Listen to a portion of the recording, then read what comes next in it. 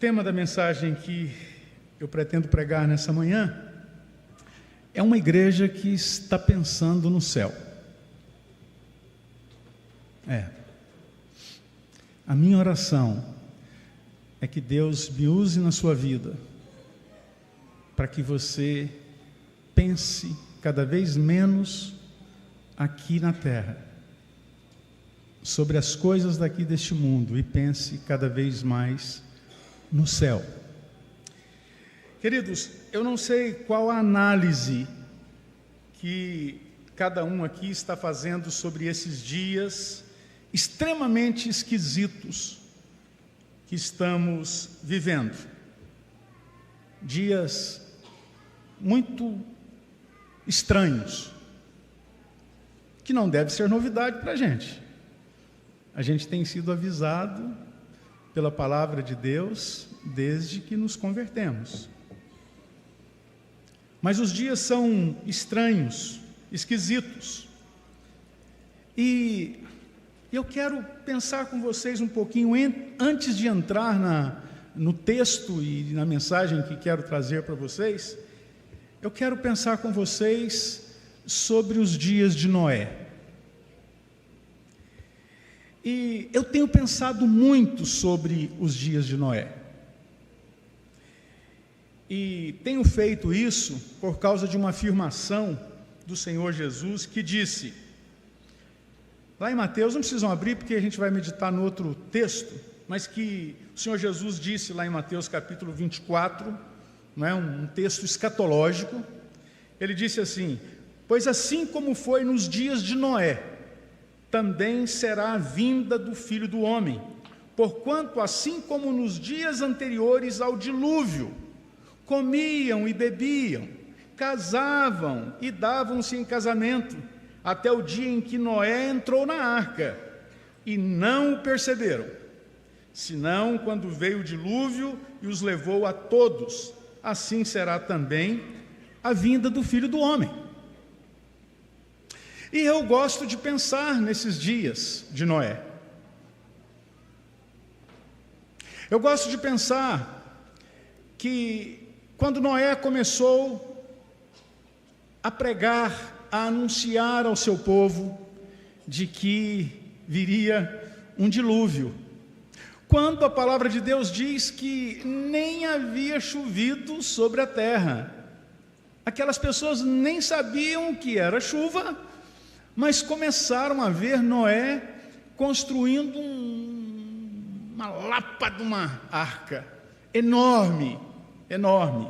Eu tenho inclusive uma maquetezinha dela, porque tem um museu da Arca de Noé nos Estados Unidos, em Massachusetts, e nas mesmas dimensões, uma arca enorme, medidas que Deus deu para Noé, e a Bíblia não afirma categoricamente, mas é possível que durante 120 anos, Noé construía aquela arca, trabalhava naquela arca e dizia: vai chover, vai chover, vai chover sobre a terra, o fim vem, o fim vem, e apenas sobreviverão quem estiver na arca. Nós pastores estudamos tipologia e sabemos que a arca é um tipo de Cristo, porque somente quem estava na arca seria salvo.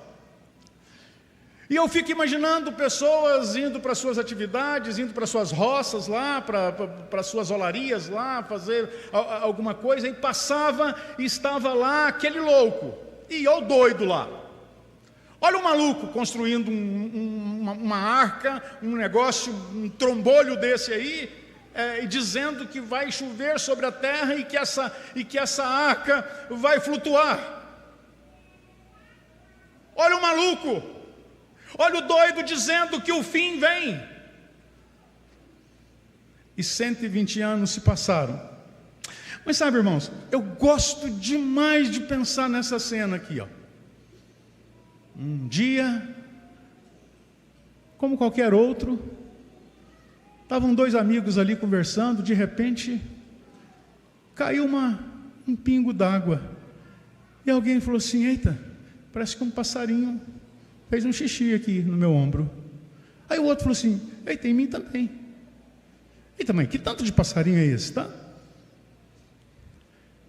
Olha, e começou a cair umas gotinhas ali, e começou a cair umas gotas ali, e começou uma chuvinha fina, gostosa, fresquinha, e todo mundo curtindo aquilo, como se aquilo fosse um presente, mais um presente para eles se deliciarem com seus apetites hedonistas. Oh, olha, mais uma coisa está sendo acrescentada para nós, uma chuva gostosa. Mas essa chuva engrossou mais. E choveu o primeiro dia, o segundo dia, o terceiro dia, e aí começou a haver uns enxurros, e o pessoal começou a abrir valetas ali para essa água correr, e tudo, e as mulheres começaram a reclamar: eita, mas não está tendo jeito de enxugar a roupa, só está chovendo, e a chuva não parava, e as pessoas começaram a subir as coisas de suas casas para um lugar mais alto, e continuou a chover, e as pessoas então tiveram que abandonar suas casas, alguns subiram em árvores, e a chuva não parava, e eles então foram para os montes, e continuava chovendo, e chovia,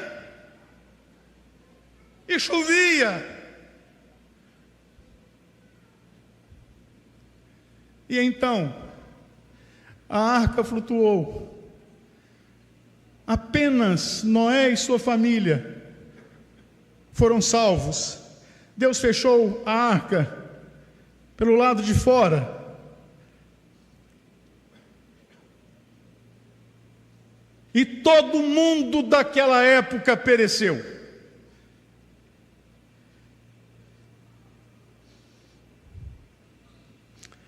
Começou a chuviscar, irmãos. Agora estou trazendo para nós.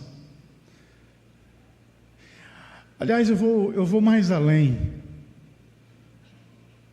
Já está chuviscando tem tempo. Eu vou mais além.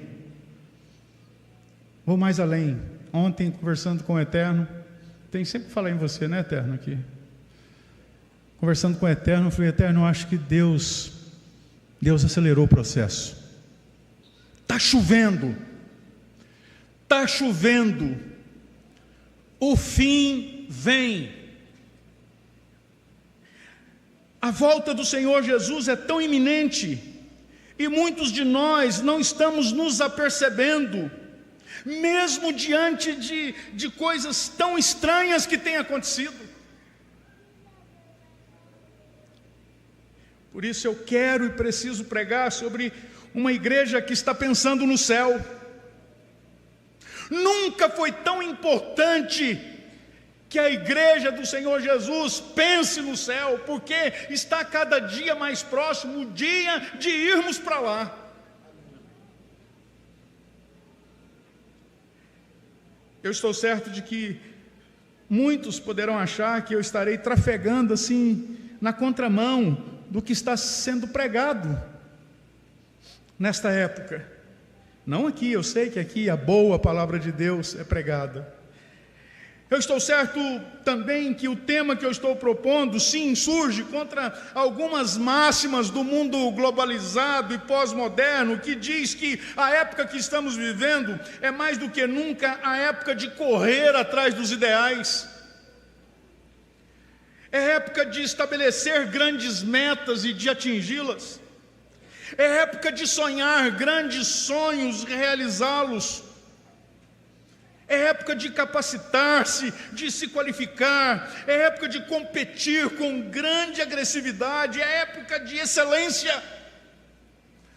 Nunca se falou tanto sobre sermos cada vez melhores no mundo secular. Nunca se falou tanto sobre isso. E é incrível, queridos, como muitas pessoas estão completamente impregnadas desses valores desse mundo pós-moderno.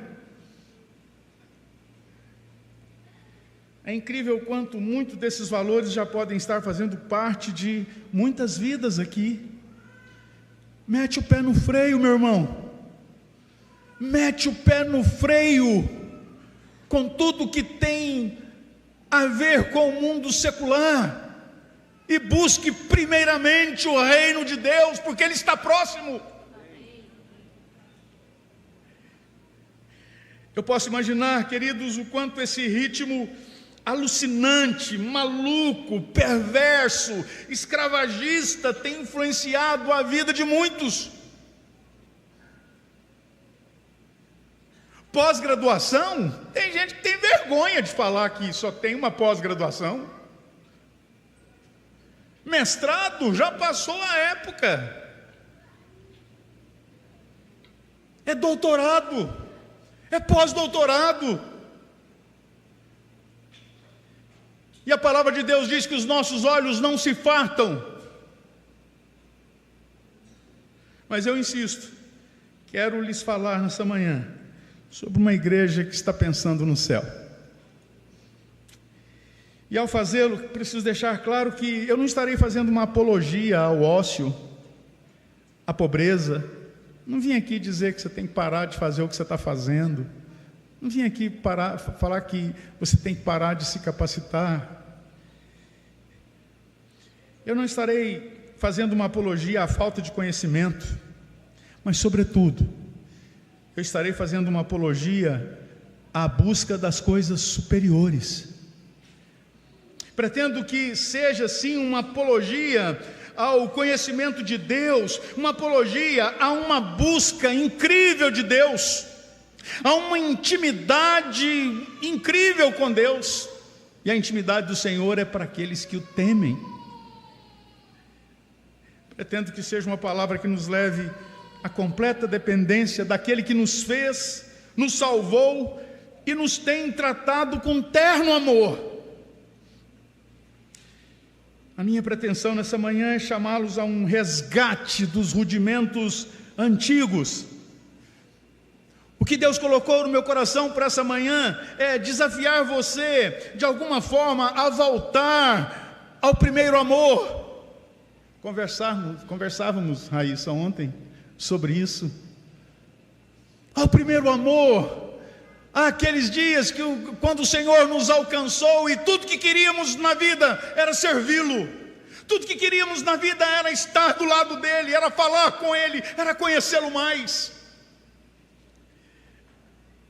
E para falar sobre uma igreja que pensa no céu, que está pensando no céu, nada melhor do que refletirmos sobre um lindo cântico do rei Davi, pequenininho, que é o Salmo 131, e eu gostaria que você abrisse sua Bíblia, porque eu quero fazer uma pequena exposição desse texto. Salmo 131, versos do 1 ao 3, diz assim: Senhor, não é soberbo o meu coração, nem altivo o meu olhar, não ando à procura de grandes coisas, nem de coisas maravilhosas demais para mim. Pelo contrário, fiz calar e sossegar a minha alma, como a criança desmamada se aquieta nos braços de sua mãe. Como essa criança é a minha alma para comigo. Espera, ó Israel, no Senhor, desde agora e para sempre. Querido Deus, continua a falar aos nossos corações, em nome de Jesus. Amém. Eu quero destacar nesse pequeno e maravilhoso salmo de Davi 3 marcas que caracterizam a vida de alguém que está dando prioridade aos valores eternos. 3 marcas que caracterizam a vida de alguém que está pensando no céu. E a primeira marca é que essa pessoa se humilha na presença do Senhor. Por isso o salmista começa muito bem o seu cântico dizendo: Senhor, não é soberbo o meu coração, nem altivo o meu olhar. Ele diz: Senhor, eu não ando por aí achando que sou melhor do que ninguém, não, Senhor. Era um rei que estava falando. Mas ele falava isso, queridos, e não era de uma forma assim, tipo estufando o peito e dizendo: orgulhosamente que era humilde, não. Sem sombra de dúvida, o que o salmista estava dizendo para o Senhor era que ele não tinha um coração soberbo, não tinha um olhar altivo, porque não havia motivos para ele ser desse jeito, e não há motivo para ninguém aqui ter olhar altivo e coração soberbo. Não há, ninguém aqui tem motivo para ser orgulhoso. Davi reconhecia diante do Deus Todo-Poderoso que ele não tinha motivos nenhum para gloriar-se em si mesmo,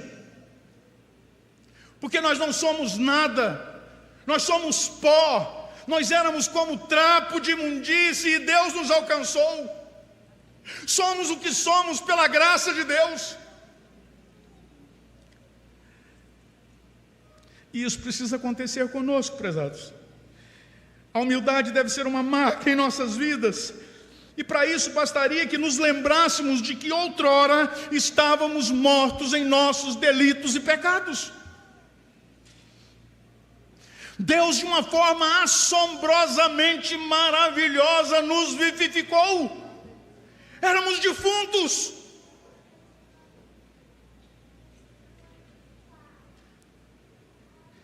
Estávamos mortos e Jesus nos deu vida. Éramos pecadores e fomos justificados. Estávamos condenados, perdidos e recebemos vida eterna.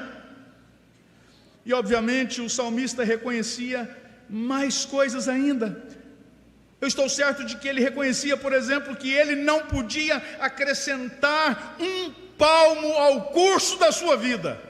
E eu não posso, e você não pode dizer que amanhã você vai levantar cedo e vai para o seu trabalho, se o Senhor não operar algo tremendo na sua vida.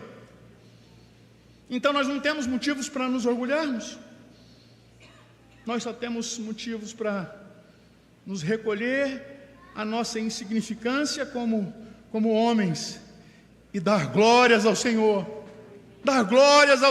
por tudo que Ele tem sido e feito nas nossas vidas. Estou certo que Davi reconhecia, à semelhança de Paulo, que quem o fazia sobressair era o Senhor. Vejam o que Paulo vai dizer lá em 1 Coríntios capítulo 4, versículo 7. Pois quem é que te faz sobressair? E que tens tu que não tenhas recebido? E se o recebeste, por que te vanglorias, como se não o tivesses recebido?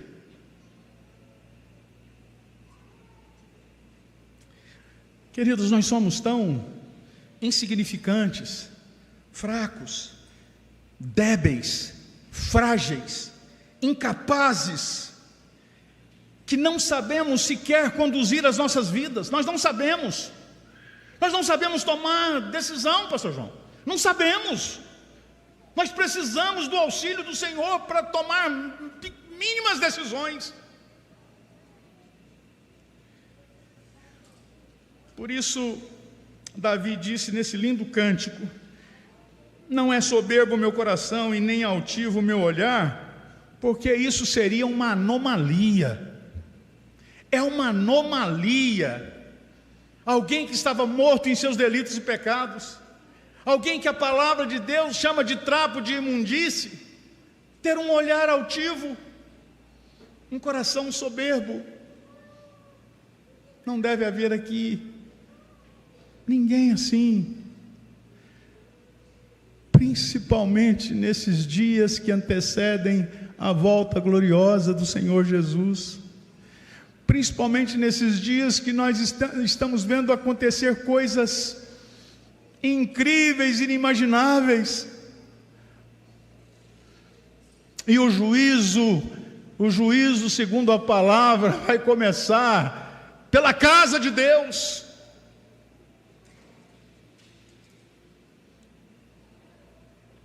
Davi disse essas coisas porque, se ele tivesse um coração soberbo, isso não seria coerente com a sua pequenez. Mas há a segunda marca que caracteriza a vida de alguém que está pensando no céu. E a segunda marca é: quem está pensando no céu é equilibrado no seu modo de vida. Pensa moderadamente a respeito de si mesmo. não pensa demasiadamente a respeito de si. E o grande rei Davi então diz: não ando à procura de grandes coisas, nem de coisas maravilhosas demais para mim. Queridos irmãos, amigos, eu não tenho dúvida em dizer que um dos fatores que mais tem contribuído para a dor e o sofrimento de muitas pessoas é o andar à procura de grandes coisas e de coisas demasiadas para si.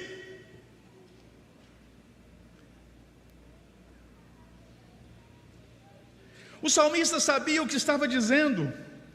O salmista sabia que percorreria um caminho de dor, de sofrimento, se ele fosse em busca de coisas maravilhosas demais.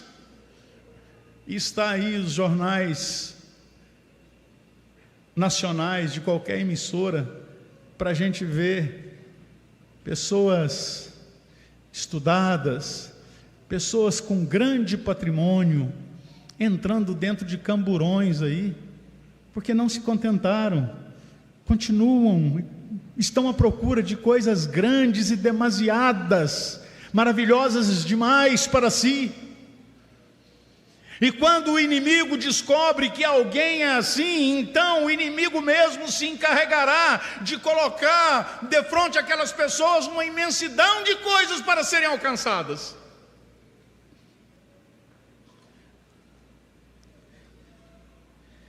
Certamente o rei Davi comungava do mesmo pensamento do apóstolo Paulo, que dizia algumas coisas como, lá em Romanos capítulo 12, versículo 3, porque pela graça que me foi dada, digo a cada um dentre vós, que não pense de si mesmo além do que convém, antes pense com moderação,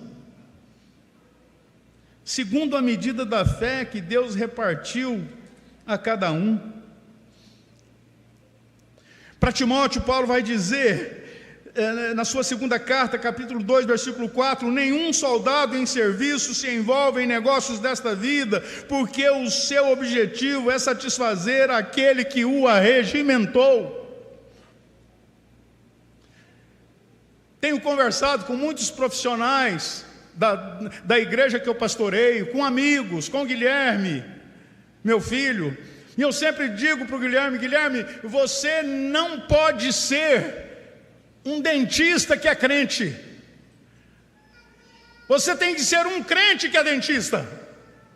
As pessoas precisam te conhecer primeiramente como um crente em Jesus Cristo, como alguém que ama o Senhor, como alguém que dá um testemunho do Deus Santo de Israel. E aí, você é dentista. E aí você é um astronauta. E aí você é um médico, e aí você é um funcionário da limpeza pública. Mas antes, seja um crente. E o modelo que nós temos para ser crente é o Senhor Jesus. Ele é o nosso padrão inflexível. Você não precisa perguntar para o seu pastor como é que é uma vida de um crente. Ande como Jesus andou. E você tem toda a condição disso, porque você é habitado pelo Espírito Santo de Deus. Eu não tenho dúvida, prezados, que o rei Davi passou esses princípios para o seu filho Salomão, sobre ser equilibrado no modo de viver, sobre não pensar demasiadamente a respeito de si mesmo. Olha o que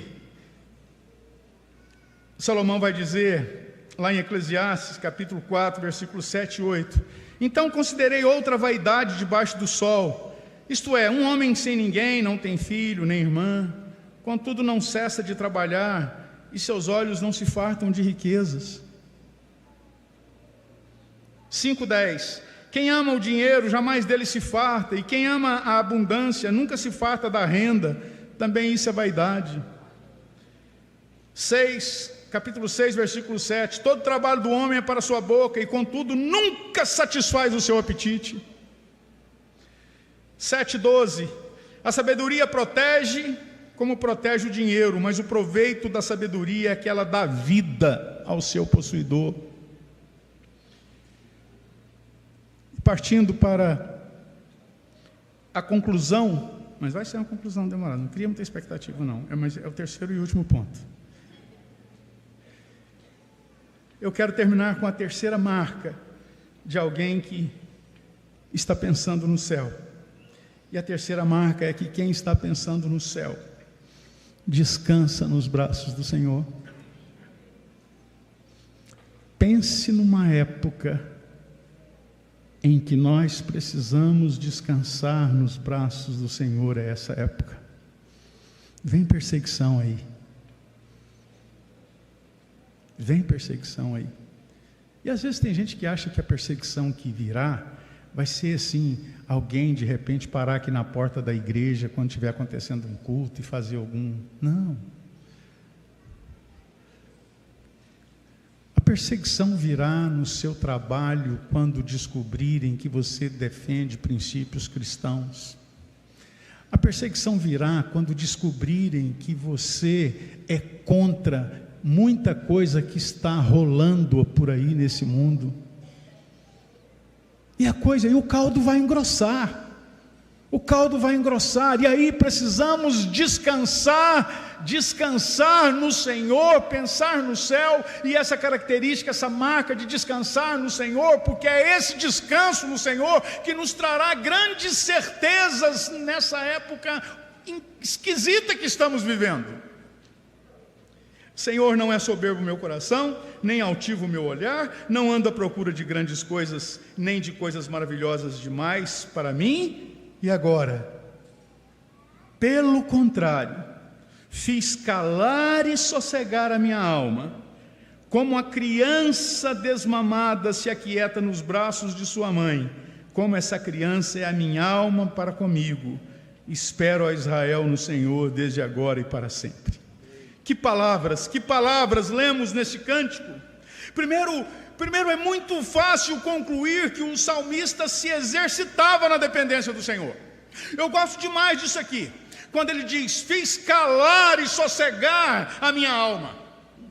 Era Davi dizendo para o seu coração enganoso, para o seu coração que queria preparar armadilhas para ele, para a sua carne que tem uma natureza horrível e que pende para o pecado. Davi diz, fiz calar e sossegar a minha alma. Eu disse para o meu coração, eu disse para a minha alma, fica no seu lugar, você não vai me conduzir, você não vai me influenciar. Essa história de faz o que o seu coração mandou, meus irmãos, isso é a pior coisa que você pode falar para alguém. Pior coisa que você pode falar para alguém é, não, faz o que o seu coração mandou. Vá pelo seu coração. Quando a palavra de Deus diz que enganoso é o coração e desesperadamente corrupto. Por isso Deus disse que dar-nos-ia coração de carne, porque o coração que tínhamos é um coração horroroso, temos, porque este coração nós temos hoje duas naturezas, então nós precisamos fazer como o salmista fez, calar e sossegar a nossa alma. Fica aí no seu lugar, cativa, porque eu quero servir ao meu Senhor. Eu quero andar pela régua do meu Deus Todo-Poderoso. Era como se Davi dissesse, a minha alma esperneou, o meu coração ofereceu incríveis resistência. O nosso homem natural, muitas vezes quer ocupar o centro da nossa vida, mas Davi disse, exercitei-me na dependência do Senhor, fiz com que a minha vontade permanecesse no lugar dela e exercitei-me na vontade do Senhor. E Deus é tão maravilhoso que Ele não só nega informações a respeito dEle e dos planos dEle e da vontade dEle para a nossa vida. E o resultado desse exercício de fé, então Davi usa a figura belíssima de uma criança que acabou de mamar. Então, o texto diz, como uma criança que desmamada. Não é muito legal essa tradução, porque eu sou lá de Goiás, e em Goiás um bezerro desmamado é um bezerro que não mama mais. Mas o texto aqui, na verdade, é como uma criança que acabara de mamar.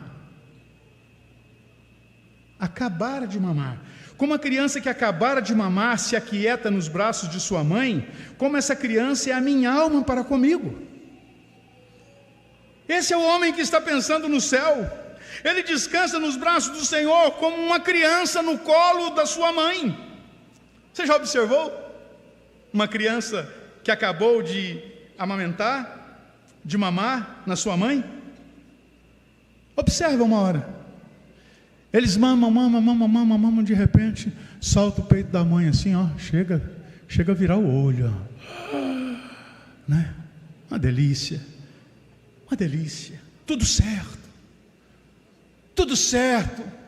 tudo tranquilo, todas as necessidades supridas, toda a segurança, estou no colo da minha mãe, acabei de ser alimentado por ela, acabei de receber muito afeto da minha mãe.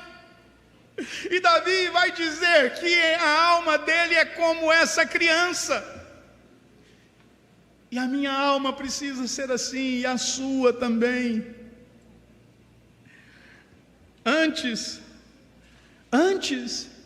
uma alma que chorava, antes uma alma que se inquietava, que estava sedenta, que queria e precisava de muitas coisas. Procure se lembrar quando você ainda não conhecia o Senhor, mas agora uma alma completamente preenchida com os mimos e os cuidados de um Deus que sabe suprir como ninguém mais sabe. Esse é o homem e a mulher de Deus que dá prioridade às coisas celestiais neste mundo muito estranho. Ele descansa à sombra do Onipotente. E foi Salomão, filho de Davi, obviamente, por influência do seu pai, que também escreveu um outro lindo cântico, no Salmo 127, versículos 1 e 2, que diz assim: se o Senhor não edificar a casa, em vão trabalham os que a edificam. Se o Senhor não guardar a cidade, em vão vigia a sentinela. Inútil vos será levantar de madrugada, repousar tarde, comer o pão que penosamente granjeaste. Aos seus amados Ele dá enquanto dormem. Não é que você vai viver uma vida ociosa, preguiçosa, sem fazer nada, mas é que você vai trabalhar, você vai para o seu trabalho, você vai seguir a rotina do seu dia, mas no seu coração você está esperando a operação do Senhor, o suprimento do Senhor, a ação do Senhor na sua vida, porque aos seus amados Ele dá enquanto dormem. É Ele que conduz. Por isso fiz questão de dizer no início dessa reflexão que a minha pregação não seria uma apologia ao ócio, à pobreza, à falta de conhecimento, porque quem está pensando no céu, quem prioriza as coisas do céu, do reino, recebe do Senhor gratuitamente todas as benesses de uma vida consagrada a Ele. Pode ser que você nunca vai ter a casa dos seus sonhos, o carro dos seus sonhos, mas a gente quer muitas vezes essas coisas porque a gente acha que isso nos trará felicidade. Mas pode ser que você nunca tenha a casa dos seus sonhos, mas você vai ter um coração maravilhosamente alegre e feliz, porque o Senhor vai te dar essa felicidade. Ele é a fonte da água viva. Se conhecesses quem é que está falando contigo, você te pediria água e Ele te daria a água da vida, e você seria tremendamente feliz, ó mulher samaritana. Você iria parar de procurar novos relacionamentos, porque você ia começar um relacionamento comigo, e você ia ver o que é felicidade. Não ficar procurando um primeiro marido, no segundo marido, no terceiro marido, no quarto marido, no quinto marido, e está no sexto, e nada de felicidade, e está na segunda casa, está na terceira casa, comprou um estofado novo, mudou de carro, outro modelo de carro, outro aumento de salário, outra promoção, e nada de felicidade, porque felicidade só no Senhor Jesus. Apenas no Senhor Jesus. E pode ter certeza, tem gente, e eu conheço vários, tem gente que mora em casebrezinhos de taipa, que é o exemplo da felicidade porque servem ao Senhor com alegria e experimentam da intimidade do Senhor.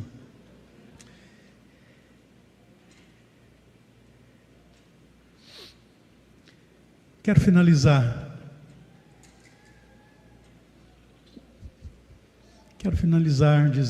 lendo um texto do Senhor Jesus para esses dias. Ele não é escatológico, mas ele traduz a maneira como devemos estar vivendo nesses dias. Mateus capítulo 6, versículos 31 a 33, que diz assim: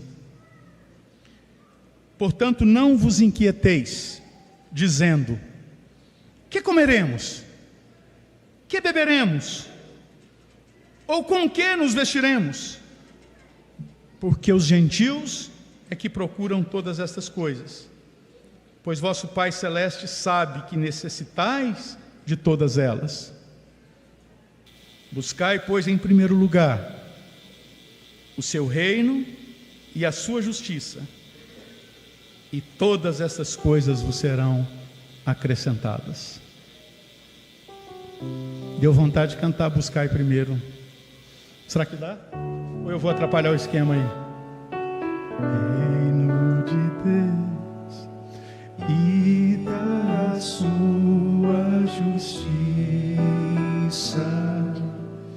todas as coisas vos serão acrescentadas. Aleluia, aleluia.